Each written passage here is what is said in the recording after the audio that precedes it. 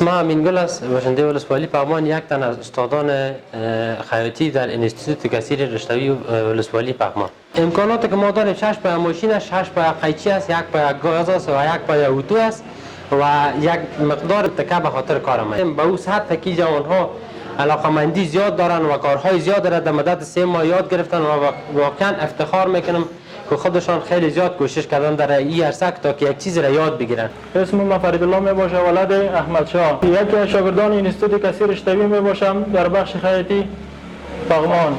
مهارت‌های مثلا اول شروع میشه از تکمه شروع میشه، تکمه را یاد گرفتیم.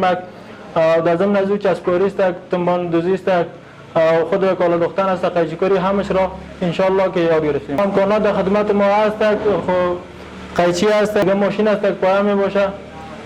چیزایی که هست، چیزایی که ضروری است که در خدمات ما یعنی دولت قرار داده بوده. یعنی ما که کسب مثلا خیاطی هست، میخوایم که مثلا در کمپانی یک بازاری که خوب نامدار باشه، یعنی سر خود حاکمیت داره، میخوایم در اونجا دکان کنیم، از طریق از او خیاطی که کسب ما است که روزی حلال پیدا کنیم. شوکت الله هستم، ولد نجیب الله، یک تن از باشندگان ولسوالی پغمان و یک تن از شاگردان انستیتوت کثیر رشته‌ای پغمان در رشته خیاطی.